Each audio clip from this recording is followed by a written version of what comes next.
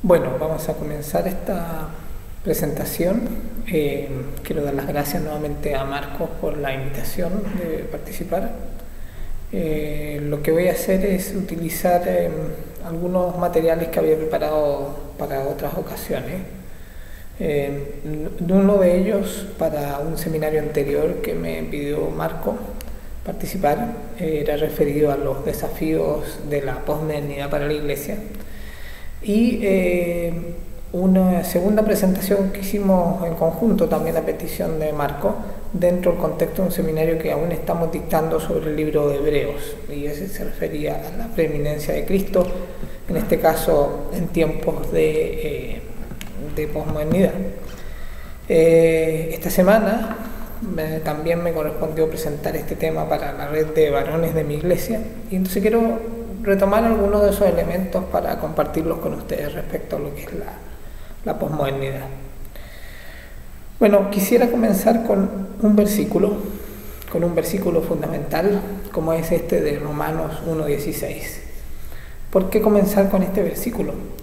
Porque la verdad es que aquí creo que se resume una cuestión fundamental que confronta a la fe cristiana, a la cosmovisión cristiana, a la mentalidad cristiana, a las personas que nos definimos, vivimos, nos sentimos, testimoniamos el ser cristianos. Bueno, podríamos decirlo de tantas maneras, ¿no? Pero que confronta lo cristiano con el mundo posmoderno. Y voy a ver primero el versículo, lo vamos a ir desglosando, vamos a hacer un no demasiado extenso, pero sí exhaustivo comentario del versículo, porque creo que aquí hay varias claves que confrontan principios de la posmodernidad. El primer aspecto que tendríamos que reconocer en este versículo está dado en el por qué, con el cual se inicia Romanos 1:16. El por qué nos lleva al tema de dar razón de la fe. Muchas veces pensamos que la fe es solo un acto del espíritu. Se produce a veces una confrontación, o se entiende que hay una confrontación entre el creer y el pensar. Y la verdad es que si creemos eso, si esa es una premisa, estamos realmente fuera de toda posibilidad de abordar el tema de la posmodernidad, porque el tema de la posmodernidad tiene que ver con el concepto, con un pensamiento referido a la cultura en la cual estamos inscritos, ¿no? Y para poder establecer una relación entre la iglesia y ese contexto de época, de pensamiento, que desafía a la iglesia de un modo bastante claro, como vamos a ver, debemos dominar este territorio, este campo que es el del pensamiento, que es parte también de la creación de Dios. Pablo inicia este versículo del libro de Romanos, del primer capítulo del libro de Romanos, diciendo ¿por qué? O sea, él da razón de su fe. ¿Y por qué? ¿Qué es lo que él va a explicar? ¿Sobre qué va a dar razón? Va a dar primero un testimonio. El testimonio, él agrega entonces, voy a dar razón de mi fe. Soy capaz de dar razón de mi fe. Pero además dice, no me avergüenzo. No me avergüenzo. Y aquí entonces una segunda cosa fundamental. Si yo me voy a relacionar, en este caso, desde la iglesia, desde la fe cristiana, desde la mentalidad cristiana, desde la cosmovisión cristiana, con la sociedad, la cultura, mi época, debo ser capaz de dar razón de ello también. Pero, sobre todo, como dice aquí, debo no avergonzarme. ¿Y por qué es clave también esto? Porque yo debo ser capaz de hablar en toda instancia, todo momento y todo lugar de esa fe. Yo debiera explicar esa verdad de la cual yo me siento parte, de la que sé que soy parte, debiera explicarlo de forma razonada cuando sea necesario, por eso primero decimos doy razón, pero sobre todo con un testimonio.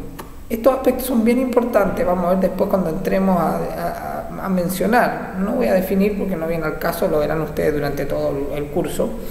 pero vamos a mencionar algunos aspectos de lo que son las iglesias emergentes, porque en definitiva el tema de la posmodernidad y cómo la iglesia, Latinoamérica y el mundo se enfrenta a esta posmodernidad tiene que ver con cómo esta posmodernidad se manifiesta también en el concepto de iglesia emergente.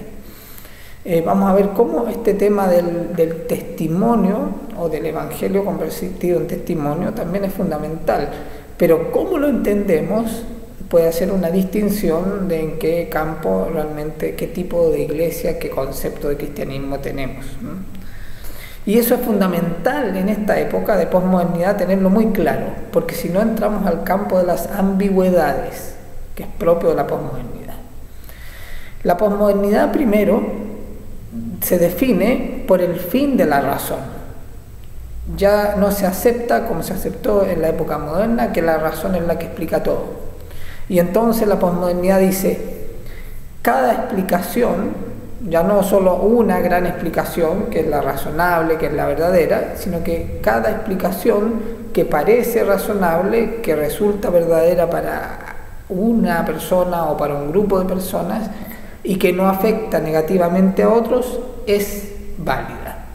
Esto es el relativismo y la negación de la razón, la muerte de la razón que levanta como la posibilidad de una explicación única, verdadera y cierta, y por tanto la búsqueda de una verdad, de un modelo y de una forma de las cosas para el hombre, se acaba con la visión del posmodernismo. Por eso es importante cuando parte Pablo diciendo ¿por qué? Para dar una razón de su fe. O sea, aquí la razón la reconocemos como posible, pero además esa razón es viva. Por eso dice, yo no me avergüenzo, no lo oculto. Yo puedo decir, ya, yo creo en esto, pero lo voy a compartir con los que creen solamente, no lo voy a compartir con otros. Yo voy a hablar de esta fe y voy a dar razón de esta fe con otros cristianos, en la iglesia, en mi grupo de varones, en mi grupo de damas, de jóvenes, o en los lugares que yo sepa, o me voy a preocupar primero de saber que con quién lo voy a hablar, crea también en esto. De manera que si yo me aseguro de eso, en el fondo me estoy avergonzando, que no es lo que nos dice Pablo aquí, ¿no? Él dice, yo voy a dar razón, pero sin avergonzarme, porque yo creo firmemente en esto. ¿Y en qué es lo que yo creo? En el Evangelio. Y este es el principal tropiezo del cristiano con la posmodernidad, porque el Evangelio es uno, y es una verdad absoluta. El Evangelio nos habla en términos históricos y en términos filosóficos, si queremos recurrir a esas disciplinas humanas, nos habla en términos históricos de la historia más grande jamás contada, la historia de todo el Evangelio y la historia de Cristo, que, como dice el autor de Hebreos, es el Evangelio, ¿no? Cristo es el Evangelio, ¿no? Y el Evangelio es Cristo.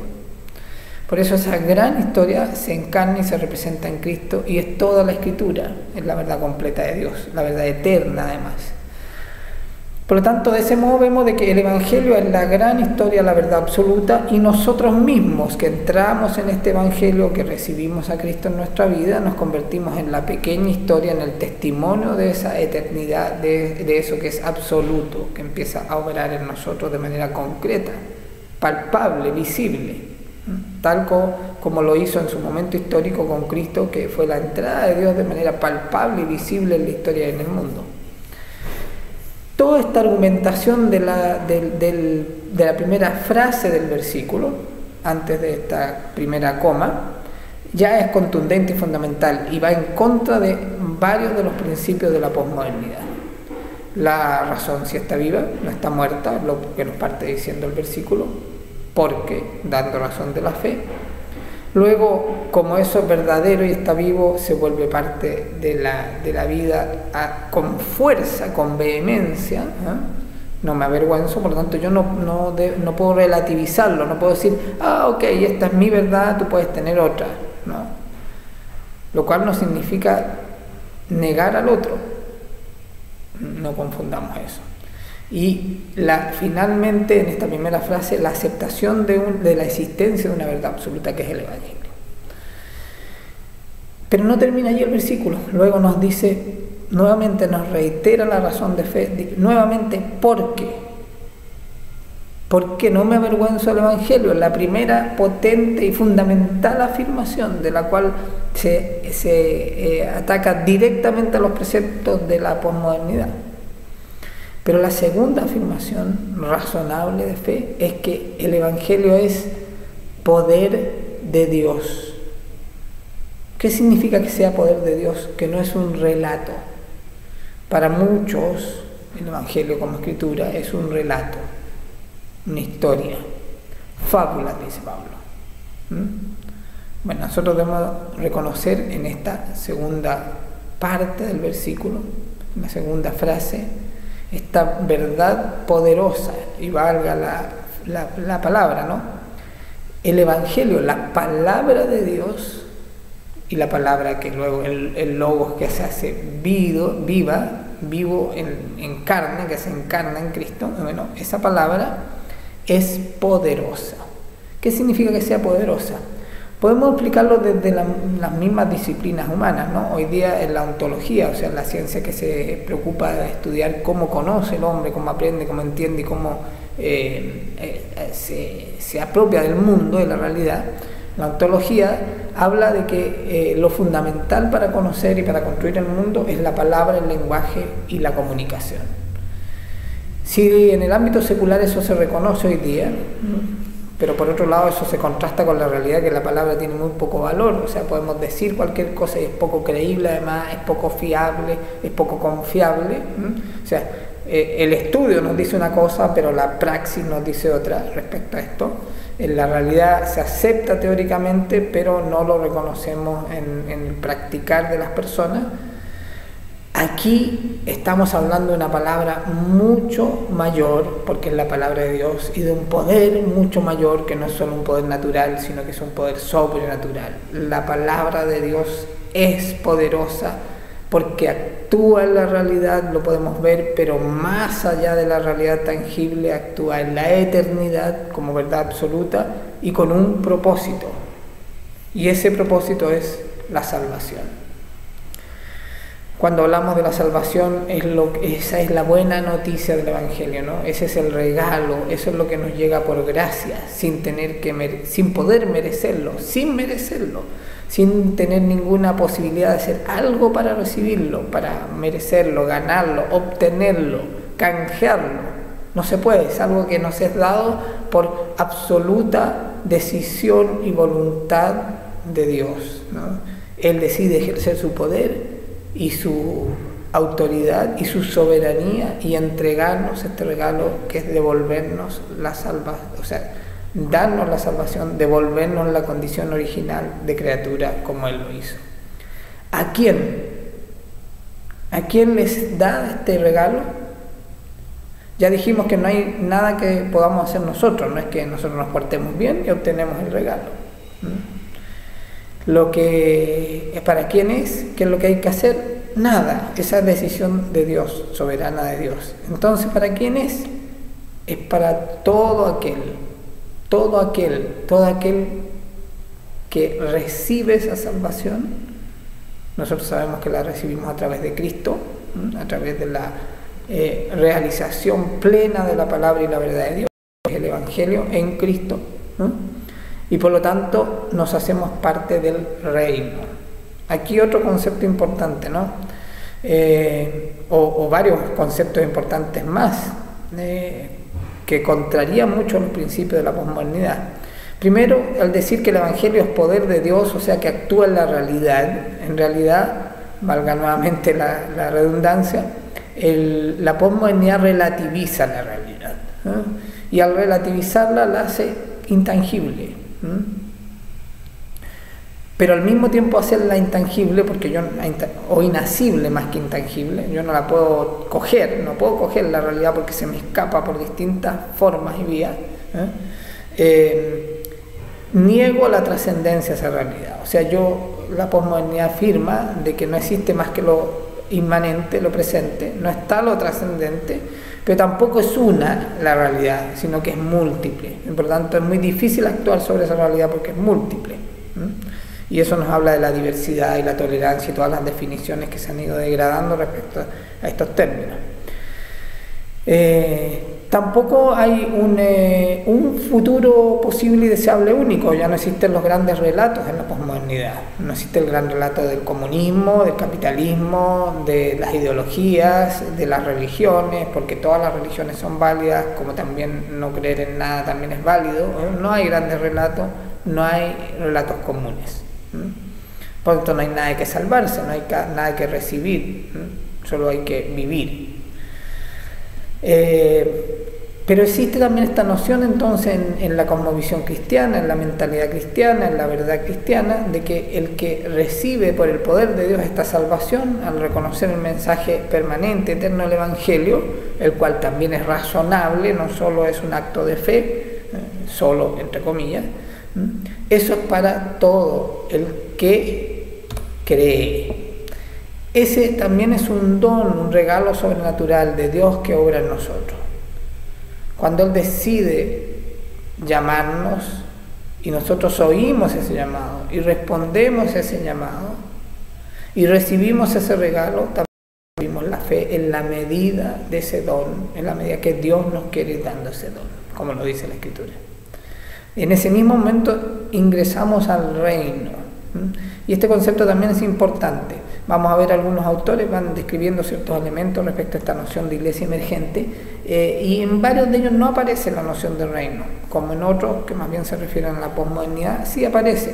Por lo tanto, vamos a recuperar más adelante cuando nos refiramos específicamente a la correlación entre posmodernidad y reino, posmodernidad, y iglesia emergente, vamos a volver al concepto de reino. A todo aquel que cree.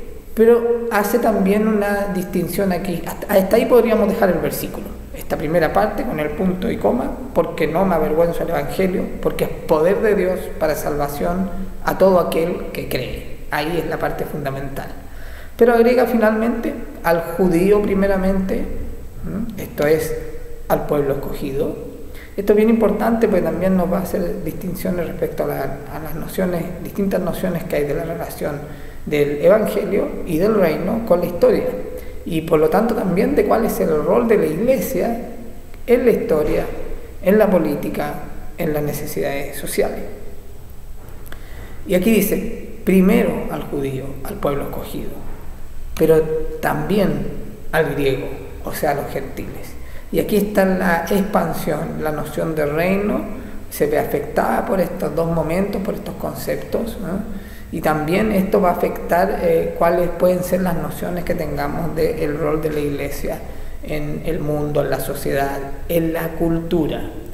La relación con la sociedad y la cultura, la política, las necesidades del ser humano, su visión del mundo, la realidad en que vive, es un tema fundamental en la época de la posmodernidad, los desafíos de la posmodernidad para la iglesia, y también, por supuesto, en el tema específico de la iglesia emergente y los conceptos asociados a la iglesia emergente, que está bastante anclada en los conceptos de la posmodernidad. Hemos hecho entonces esta revisión exhaustiva, con esa partimos, con esta comenzamos la revisión de posmodernidad e iglesia, para que veamos que tan solo de un versículo tan relevante como este versículo de Romanos 1:16, podemos encontrar que el Evangelio se encuentra frontalmente con los conceptos de la posmodernidad. ¿Qué significa esto?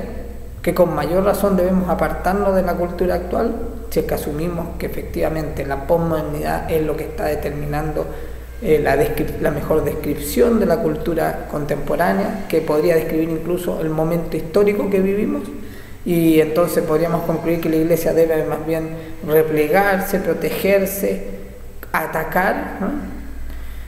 No vamos a dar una respuesta todavía, vamos a ver eso cuando entremos más directamente al tema de la iglesia emergente. Quiero agregar este texto, esta cita de Karl Barth, el gran teólogo alemán, que nos dice que el Evangelio no es una verdad en medio de otras verdades, sino que más bien coloca un signo de interrogación delante de todas las verdades. Creo que lo que desplegamos ampliamente al desmenuzar el versículo de Romanos 1:16, aquí Barth lo sintetiza muy claramente. Si la posmodernidad niega y declara la muerte de la razón y de la verdad única, de la razón como vía para descubrir la verdad de las cosas, y lo relativiza todo y acepta la diversidad de explicaciones, de valores, de formas de comportarse, etc.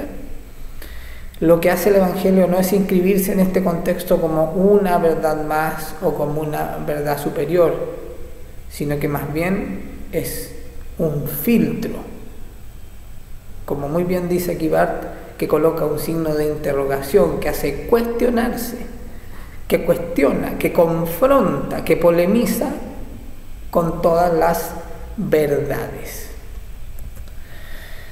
C.S. Lewis agrega, y quiero ver también esta otra cita, que si todo el mundo fuera cristiano, no importaría si todo el mundo no fuera culto o educado. Esto tiene que ver con, necesitamos echar mano a la razón, necesitamos echar mano a las disciplinas de las especialidades humanas, como la historia, la arqueología, la filosofía, etcétera, ¿no? Las lingüísticas, para poder comprender la verdad del Evangelio. Lewis dice aquí que si todo el mundo fuera cristiano, no necesitaríamos eso de ser culto y educado, de tener todo este conocimiento. Pero la verdad, dice, es que una vida cultural existirá fuera de la iglesia, aunque no exista adentro. O sea, esto se da en el mundo. En el mundo sí es necesario acceder a este conocimiento. Hoy día eso está más que claro. Por lo tanto, el ser ignorante y simple hoy, el no poder enfrentar a los enemigos en su propio territorio, nos dice Lewis, sería el tirar nuestras armas y traicionar a nuestros hermanos que por una razón u otra no pueden ser educados. Hoy día la batalla misional, la misiología de la iglesia, la tarea de evangelizar, la tarea de discipular, se juega también en el campo de la razón. Como lo decía Pablo, doy razón de mi fe. Porque, reiterado el Evangelio, no me avergüenzo del Evangelio, porque es poder de Dios para salvación. Y dice aquí C.S. Lewis que ellos, los que no tienen la posibilidad de hacer esto que están haciendo ustedes, por ejemplo, no todos tienen la posibilidad de hacer un seminario teológico, no todos tienen la posibilidad de apartar un tiempo para hurgar con esta detención, el leer el mundo a partir de la Escritura. Ya leer el mundo requiere que echemos mano a un conocimiento profundo, fino, para no caer en engaño y mentira. Ustedes saben de quién viene el engaño y la mentira, no es necesario que se los explique. Para no caer en esa explicación fácil y falsa, además, necesitamos tener un conocimiento disciplinario. Pero ese no sirve para nada, como lo dice bien al principio de esta cita de Lewis, y como lo dice el propio Pablo cuando se convierte completamente y desecha todo su conocimiento, aunque echa mano a él después, pero iluminado con la revelación divina, ¿no? Dice, ellos no tienen otra defensa más que nosotros contra los ataques intelectuales y culturales de los paganos. La buena filosofía debe existir porque la mala filosofía necesita ser contestada. Entonces, ustedes están realmente dedicando un tiempo valioso y útil para la edificación de la iglesia, para la edificación de los hermanos, para el cumplimiento de la misión, en un tiempo en que claramente esto se hace más que necesario. Quiero terminar las citas con una cita, digamos, que hace Karl Barth en la introducción al comentario del libro de Romanos, un texto fundamental para la teología evangélica y protestante. Allí Barth cita a un poeta, unas líneas poéticas de un pastor alemán, como dice este texto, y me gustaron mucho porque dice aquí que Dios necesita hombres.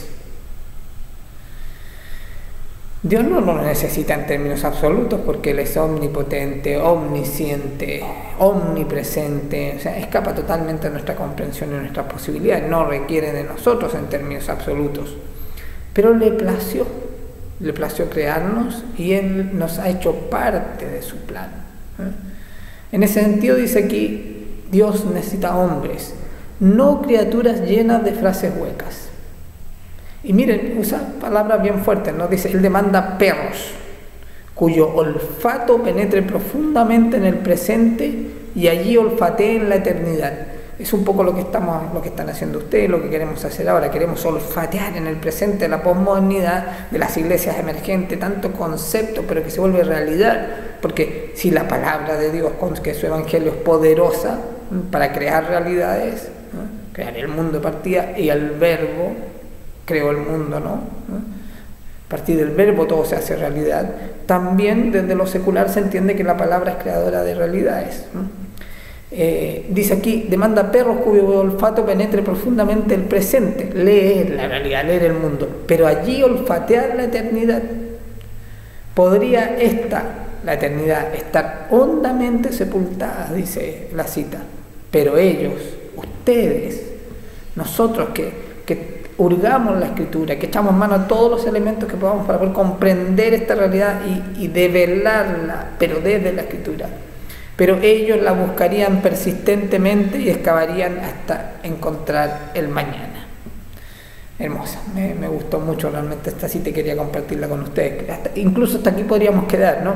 Posmodernidad como conceptos fundamentales se enfrenta directamente al Evangelio, nos da la oportunidad, eso sí, de declarar sin avergonzarnos que el Evangelio es poder de Dios para salvación. Vamos a dejar este versículo aquí. Voy a ir a la primera parte de presentación respecto a la posmodernidad. ¿Qué es la posmodernidad entonces? Es en algún sentido lo que viene después de la modernidad, porque niega muchos de los conceptos y realidades que allí surgieron. Ya hablamos de la razón, también podríamos hablar de realidades como el Estado moderno, como el mercado, ¿no? Pero ahí podemos irnos dando cuenta que si bien las niega de algún modo y están superadas, están en crisis, siguen en pie, porque no hay otras respuestas poderosas para reemplazarlas. La posmodernidad entonces supera la modernidad, pero no la reemplaza con un gran tiempo, sino que lo que hace es desestructurar todo lo que existía previamente. Dice ahí cómo opera la posmodernidad, desmantelando las certezas. Desarma todo lo que era cierto. Como se ve aquí, lo que era una gran pompa construida, ¿no? Le metieron como el dedito y estalló en múltiples gotitas. Todas siguen estando allí y sigue estando, podríamos decir, todo lo mismo que antes, pero fragmentado. Desmantela todas las certezas, todo lo que era cierto. No porque lo niegue, sino que porque dice, sí, sigue siendo cierto, pero también es cierto esto otro. ¿Por qué vamos aquí? Porque esta es una primera certeza que nosotros debiéramos tener. ¿Qué significa este inicio de la historia? Esto está al principio, ¿no? Al principio del cuento, como dirán algunos, al principio del relato, al principio de la historia, al principio del Evangelio, al principio de nosotros. Esto comienza con una creación coronada por el ser humano en un mundo ideal, en una creación ideal. El jardín del Edén. Si no creemos en eso, realmente no tiene sentido lo demás. Y muchos cristianos creen y afirman que eso es una metáfora. Ahí estamos en problema. Tenemos que ser capaces de distinguir qué cosas debemos creer. Y fíjense que la ciencia en general es también un acto de fe. Toda hipótesis científica se funda en supuestos de cosas que no se sabe ciertamente si son y se van probando otras hasta llegar a probar una buena parte y que se convierta eso en la teoría imperante. Esa teoría va a estar vigente mientras no surja otra teoría que descubra otros elementos y la reemplace. Así avanza la ciencia, de certezas temporales. Por lo tanto, ninguna certeza es eterna en la ciencia. Todas pueden ser superadas y reinterpretadas a medida que van surgiendo nuevos descubrimientos. Por lo tanto, la ciencia también es de algún modo un acto de fe en lo comprobable. Bueno, nosotros hacemos un acto de fe en algo que también ha ido siendo comprobado, pero que tiene espacios en los cuales no es comprobable. Hacemos un acto de fe original, en el de la creación original. La evolución también hace muchos actos de fe respecto a ella como proceso.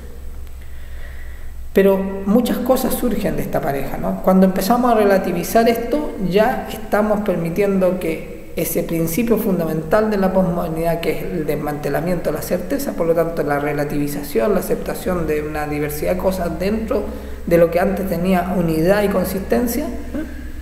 Cuando aceptamos eso dentro de la fe y del relato del Evangelio, estamos transando y desvirtuando el Evangelio. Bueno, tenemos que tener claro también de que nos puede resultar difícil de creer esta historia perfecta, porque esa historia no la conocimos, esa historia duró poco, esa historia rápidamente se convirtió en algo distinto, y el hombre fue destituido de esa perfección, de ese mundo ideal, por su propia decisión, por su desobediencia. No me voy a referir al tema porque no es ese. ¿Por qué colocábamos esto? Porque la historia pasa de verdadera a caricaturesca, ¿no? Ya la podemos interpretar, entonces podemos poner, aquí aparecen los Simpsons, ¿no? Hasta con unicornio y arcoíris, pero podemos ponerle otros personajes, podemos relativizarla, reinterpretarla. La verdad es que hay puntos importantes de la Escritura que no son interpretables, en el sentido al menos de traicionar su sentido original. Son interpretables en el sentido, si es que queremos entender como interpretación las distintas revelaciones que puede tener una misma porción bíblica, pero no respecto a que sean contradictorios los sentidos de cada una de las partes de la Escritura, que es poder de Dios, ¿no? Nos resulta difícil creer esto, ¿no? Que es una caricatura que lo dice claramente. O sea, la historia del hombre está plagada de una identidad de lo que es ser hombre, lo que es ser mujer, de lo que es el ser humano, ¿no? Aquí Adán dice, al menos mi esposa no se puede quejar de que no le hacía caso. Bueno, no le hizo caso en lo mejor que le podía hacer caso, dice. Además fue un poco cobarde el personaje, ¿no? Cuando le pregunta a Dios, él dice, no, fue ella, no fui yo.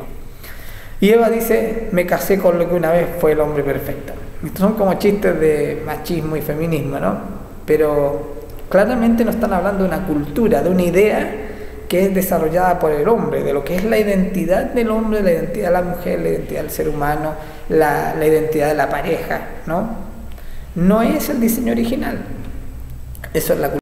Y la cultura incluso puede entrar, esas nociones pueden entrar en el campo de la política y de la ideología, ¿no? Aquí dice, Adán, ¿dónde estamos? Pues si estamos desnudos, no tenemos casa, ni trabajo, ni dinero, y nos dicen que estamos en el paraíso, sin duda estamos en Venezuela. Póngale el país que quieran, como crítica política, es un cuento, ¿no? De todos modos, y estamos entrando en distintos ámbitos de la interpretación de la necesidad, de la realidad del ser humano, tergiversando la verdad bíblica como algo verdadero, interpretándola y ya haciéndonos perdernos en este camino. Podría hacernos gracia, ¿no?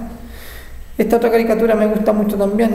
Uno de los primeros elementos que empiezan a construir el edificio y la explicación de todas las cosas en la sociedad humana es el matrimonio, es la pareja, que es lo que nos dice la Biblia sobre el matrimonio y la pareja. Hoy totalmente desvirtuado, y entonces aquí hay un ejemplo solamente cómo podemos cambiar los preceptos del carácter, y no una moralidad puritana a lo que yo me refiero. El carácter, el diseño, la identidad, el propósito del hombre, de la mujer, de la pareja, del matrimonio, de la familia, por tanto, según la Biblia, podemos cambiarlo al Kama Sutra o cualquier otro texto, ¿no? Y encontrar de que eso es la manera que nos puede explicar estas identidades. Hoy día, una de las grandes discusiones, ya ni siquiera se asume de que o es aceptable, como lo fue durante mucho tiempo, que el matrimonio debe ser entendido como la relación entre un hombre y una mujer. Y hoy día ni siquiera se acepta como algo absoluto el que un hombre sea lo que esté definido por las cosas que lo definíamos tradicionalmente, digamos.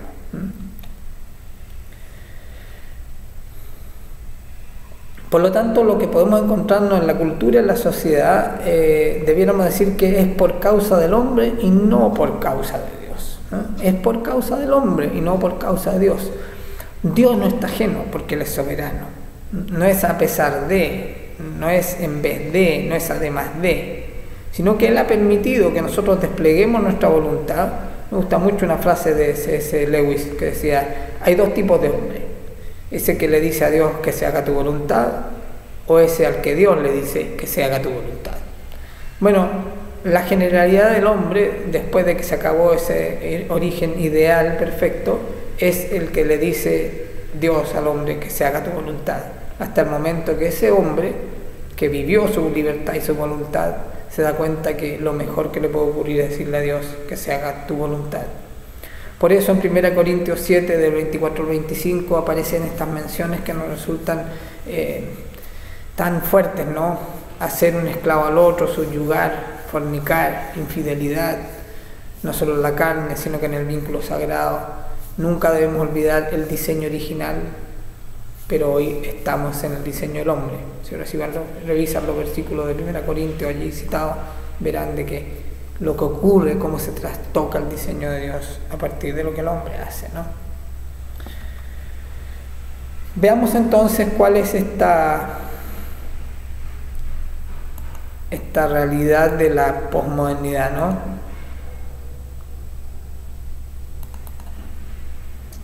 Brevemente vamos a ver algunos elementos de los desafíos que le presenta la posmodernidad a la Iglesia.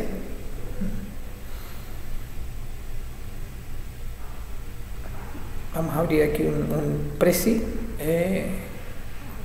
que fue parte, como les decía, de un tema que me pidió Marcos que presentara para un seminario.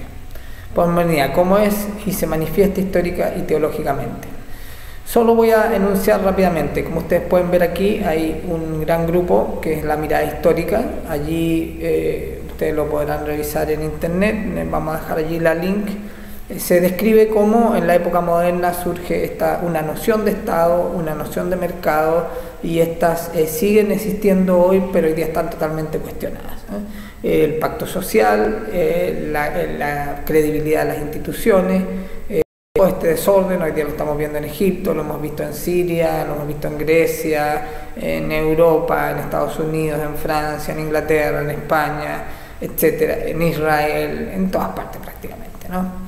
Lo hemos visto estas últimas semanas en Brasil con las protestas, las manifestaciones, en Chile con los estudiantes, en el norte, en el sur, los mapuches, bueno, en todas partes vemos de que no hay satisfacción con cómo está funcionando la sociedad.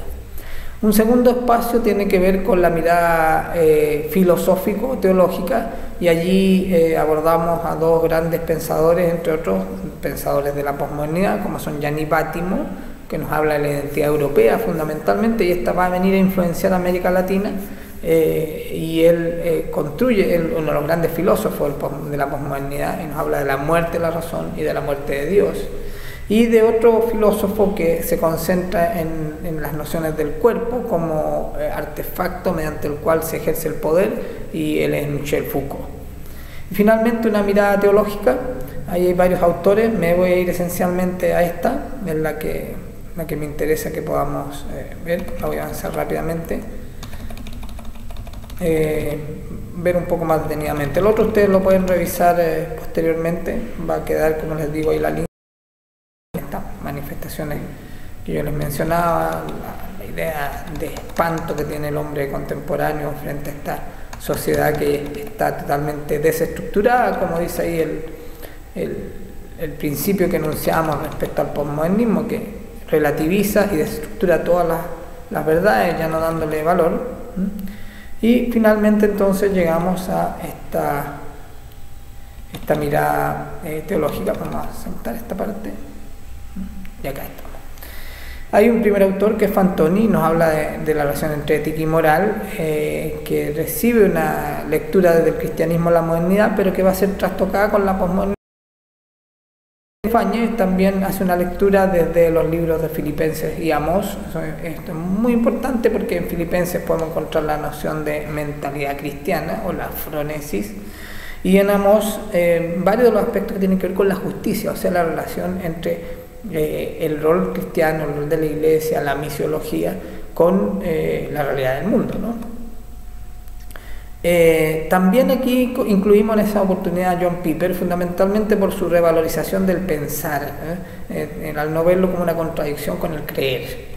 Esto es muy importante para enfrentar a la posmodernidad, en revalorizar el rol del pensar en la construcción de la identidad cristiana y del hacer cristiano. Y abordamos también bastante a Dietrich Bonhoeffer en esta presentación sobre la posmodernidad, especialmente en su libro La ética y el peso de la gracia, porque él hace varias alusiones muy importantes de considerar al momento de abordar tanto la posmodernidad desde el punto de vista cristiano como la iglesia emergente como concepto. No me voy a detener en esto, como les decía, allí queda para que ustedes lo puedan revisar con más detención. Y ya, para ir terminando, bueno, también va a quedar aquí para que ustedes lo puedan revisar en el link que le estoy enviando a Marco, junto con este video, va a quedar acceso a este otro PowerPoint, que es el que mencioné al principio, perdón, este otro Prezi, que mencioné al principio, que tiene que ver con la preeminencia de Cristo en tiempos de posmodernidad. Y en este partíamos precisamente con el versículo de Juan 1:14, y aquel verbo fue hecho carne y habitó entre nosotros y vimos su gloria, gloria como del unigénito del Padre, lleno de gracia y de verdad. La entrada de Dios en la historia, de Dios en el mundo, cuestión que Bátimo toma para construir su negación de la eternidad, la negación de Dios junto a la negación de la razón y de la verdad, y que nosotros tomamos para hacer una interpretación de la misiología y especialmente lo que quiero abordar ahora de la iglesia emergente y su relación con la posmodernidad. Voy a mencionar algunos autores que revisé para ver el tema específico de la iglesia emergente. Ellos son Mark Driscoll, que escribe una definición sobre la iglesia emergente que me parece bastante buena, una definición buena desde dentro de una visión positiva, pero una visión positiva, yo diría, templada, una visión que en algunos aspectos yo podría estar de acuerdo o de considerar. Creo que el objetivo, si se dice que la iglesia emergente lo que pretende es alcanzar a los que buscan a Dios, a los buscadores, pero que se resisten a los conceptos y a las formas de la iglesia, podría ser un concepto de misión, no esta misión que es ir a un lugar alejado y peligroso donde se arriesga la vida, sino la de ir a los que también necesitan ser rescatados, ¿no? Y puede ser dentro de la ciudad, en las tribus urbanas. Especialmente este concepto surge orientado a la juventud, ¿no? Y lo vemos en el texto de Driscoll, o especialmente en el de Dan Kimball. Pero lo interesante del de Driscoll es que él hace un análisis bastante ponderado y él nos describe que la iglesia emergente podría ir por distintos caminos. En realidad él hace una definición más amplia, por eso me parece interesante partir con él. Va a quedar disponible ahí el PDF para que ustedes lo puedan leer. Y él dice que los distintos caminos de la iglesia emergente se las juegan en tres componentes, en cómo se relacionan tres componentes. El primer componente fundamental es el Evangelio, el segundo componente fundamental es la iglesia y el tercero es la cultura. Entonces, en un contexto postmoderno, donde todo es relativizado, cómo se conjuguen estos tres elementos puede llevarnos a distintas realidades. Por ejemplo, una primera conjugación, no les voy a explicar cómo son entre estos tres elementos, evangelio, iglesia y cultura, cuál es la combinación específica que da origen a las tres posibilidades de iglesia emergente que les voy a mencionar, según el análisis de Driscoll. Ustedes lo pueden leer en el texto. La primera posibilidad es la paraeclesialidad. Podríamos ya darnos cuenta, eso sí, que allí se privilegia el evangelio y la cultura, la relación entre evangelio y cultura, y se minimiza el rol de la iglesia. Por eso se habla de paraeclesialidad, como paralelo a la iglesia. No que la niegue, sino que no trabaja en la iglesia, sino que paralelamente, pero poniendo énfasis en la relación entre evangelio y cultura. Como el evangelio se presenta a la o las culturas, porque ya no es la cultura, a las culturas de la posmodernidad. Esa es una primera vía de la iglesia emergente. La segunda que identifica a Driscoll es la que tiene que ver con el liberalismo. Y en esta entonces, la pareja que prima ya no va a ser evangelio y cultura, sino que va a ser iglesia y cultura. Iglesia y cultura. entendiendo que la iglesia encarna los principios del Evangelio, pero una iglesia que está determinada también por su época. Podemos reconocerlo en la primera iglesia, la de hecho, cómo va evolucionando posteriormente, está el quiebre de Constantino, etc. Lo podemos ver cómo la iglesia se transforma en los distintos tiempos. Entonces, aquí el eje fundamental se da, el peso lo asume iglesia y cultura, y el Evangelio entonces, sin ser tergiversado, es interpretado por la iglesia acorde a la cultura. Y entonces surge un liberalismo teológico. Y la tercera posibilidad que podría transitar, aunque esa es la menos emergente, a mi modo de ver también, por la que podría transitar esto, es la que más bien deja fuera la cultura y se concentra en el Evangelio y la iglesia. Esa casi, como digo, ya no sería la iglesia emergente, pero surgiría ese análisis, una iglesia que trata de ser emergente, pero se da cuenta que finalmente no tiene nada que hacer con la cultura, pues es un peligro y se concentra en los componentes de Evangelio e Iglesia.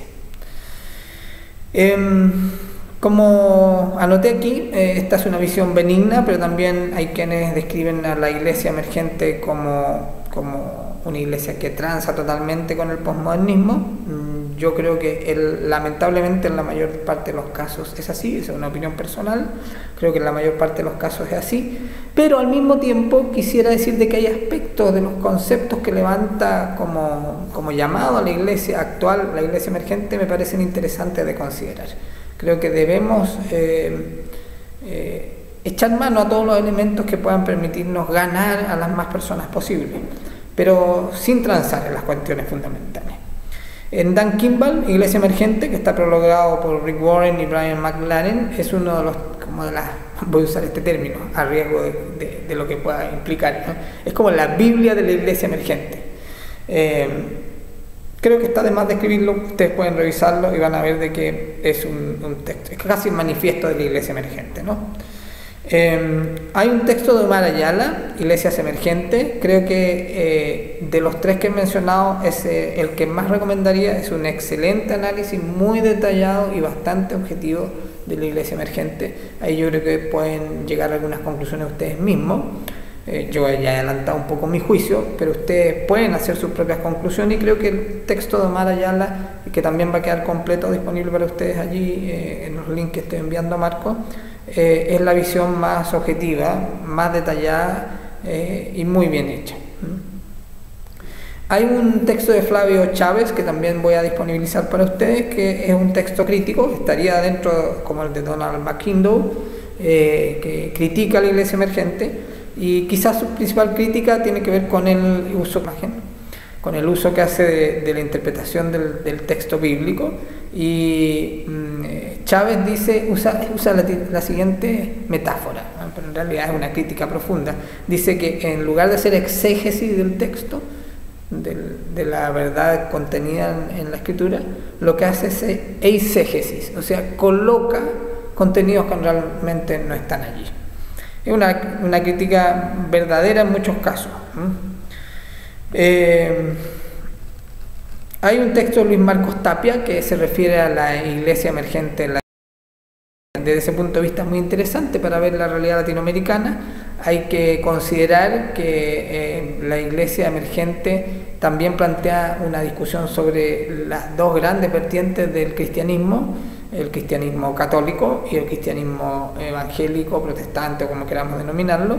Y el cristianismo evangélico en Latinoamérica está creciendo a un ritmo muy acelerado en desmedro del cristianismo católico o del catolicismo. Y aquí este análisis plantea un poco eso. Hemos visto que se ha especulado que la visita del Papa a Brasil es por el alto crecimiento de los evangélicos en Brasil. En Chile también van creciendo los índices evangélicos y van disminuyendo, no mucho, pero van disminuyendo también los católicos.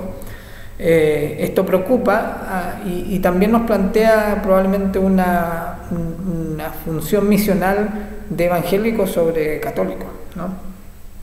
Me arriesgo a hacer esa afirmación porque personalmente me ha tocado vivirla en la clase de iglesia que tenemos con mi esposa. Finalmente quisiera cerrar con un texto de Alberto Roldán. Este texto nos habla de reino, política y misión en Latinoamérica. Hay un texto interesante también sobre la fuerte entrada del pentecostalismo y del movimiento carismático en Latinoamérica. Se llama Latinoamérica en Llamas.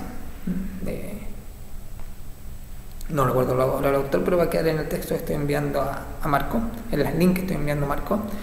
Y Luis Alberto Roldán nos refiere entonces a varios autores, a John Sobrino, a José Miguel Bonino, y luego hace una revisión de Calvino y de Karl Barth, pero esencialmente el punto que agrega y que me parece clave, creo yo, para poder hacer una interpretación más bien positiva de esta idea de iglesia emergente, o sea, de la relación, que me pareció interesante lo que decía el primer autor que mencioné, ¿no? Mark Driscoll, al identificar los posibles caminos de la iglesia emergente en la correlación entre evangelio, iglesia y cultura. Creo que podemos hacer una lectura productiva nosotros si agregamos un cuarto elemento como es el del reino. En el texto que mencionaba recién de Alberto Roldán, se analizan estos autores que son teólogos latinoamericanos, de cómo ellos entienden el reino y la misión de la iglesia en relación a la política, y es bien interesante la política como realidad histórica, social, en Latinoamérica particularmente, pero vemos que en el mundo eso está afectando fuertemente a la misión de la iglesia, pero también en el entendido de una sociedad posmoderna, ¿no?